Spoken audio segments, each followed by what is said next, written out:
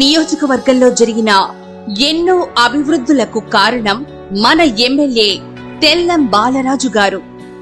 తెల్లం బాలరాజు గారి ఆధ్వర్యంలో నియోజకవర్గంలో రోడ్ల విస్తీరణ, 100 పడకల ఆసుపత్రి, 105 రైతు భరోసా సచివాలయ కేంద్రాలు, వరద సమయంలో వేలాది ఇళ్లను కట్టించారు మన తెల్లం బాలరాజు గారు. గిరిజనులకు ప్రియనేస్తమై వారి కోసం R&R ప్యాకేజీని ఇవ్వడం జరిగింది.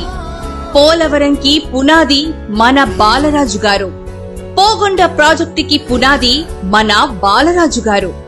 కరోనా కష్టకాలంలో నియోజకవర్గంలో వేలాది ప్రజలకు ఆహార పదార్థాలు పంపిణీ చేసిన అన్నదాత మన తెల్లం బాలరాజు గారు. గత 20 సంవత్సరాలుగా ఓటమి ఎరుగని మహానాయకుడు మన ఎమ్మెల్యే తెల్లం బాలరాజు గారు. ఈసారి ఎలక్షన్లో వారి శ్రీమతి తెల్లం రాజ్యలక్ష్మి గారు ప్రజా సంక్షేమానికై పోటీ చేస్తున్నారు. కావున ప్రజలందరూ వైఎస్ఆర్సీపీ ఫ్యాన్ గుర్తుకు ఓటేసి అతి భారీ మెజారిటీతో గెలిపించి మన పోలవరం నియోజకవర్గంలో అభివృద్ధిలో కొనసాగించుకునే దిశగా ముందడుగు వేయాలని ప్రార్థన.